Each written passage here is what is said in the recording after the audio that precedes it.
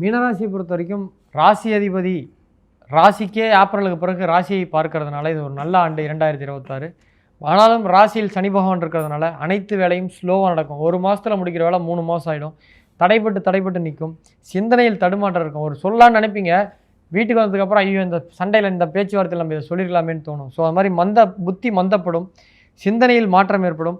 இந்த டைமில் வாக்குறுதி கொடுக்கக்கூடாது, கடன் வாங்கக்கூடாது. கடன் வாங்கினா திருப்பி கட்ட முடியாது, வாக்குறுதி கொடுத்தா நிறைவேற்ற முடியாது. அதனால் முடிஞ்ச வரைக்கும் யோசனை பண்ணி பண்ணுங்கள். 12ஆம் இடத்துல இருக்கக்கூடிய ராகு நிம்மதி இழக்கும், தூக்கம் சரியாக வராது. ஃபோனை பார்த்துக்கிட்டே இருந்து கருப்பு கலராக கண்ணெல்லாம் இங்கே ஐ சர்க்கிள்லாம் வரும், பிளாக் மார்க்லாம். ஸோ வெளிநாடு வேலைவாய்ப்பு முயற்சி பண்ணுற மீனராசிக்காரர்களுக்கு வெளிநாடு போயிடுவீங்க. பாஸ்போர்ட்லாம் கொஞ்சம் ரெனியூவல் பண்ணி ரெடியாக வச்சுக்கோங்க. இடமாற்றம் ஏற்படும், குடும்ப செலவு அதிகரிக்கும், மருத்துவ செலவுகள் அதிகரிக்கும், தூக்கம் கெடும், வேலையில் அதிக தொந்தரவு ஏற்படும், மருத்துவ செலவு ஏற்படுவதற்கான ஒரு ஆண்டு. 6ஆம் இடத்துல இருக்கக்கூடிய கேது வழக்கில் வெற்றி ஏற்படும். யாராவது உங்களுக்கு சப்போர்ட் செஞ்சுக்கிட்டே இருப்பாங்க. 6ஆம் இடத்துல கேது இருந்து ராசியை குரு பகவான் ஏப்ரலுக்கு பிறகு பார்க்கறதுனால அடுத்தவங்க மூலிமா உங்களுக்கு வெற்றி வாய்ப்பு வந்துக்கிட்டே இருக்கும். ஸோ புதிய வேலை ஏற்படும்.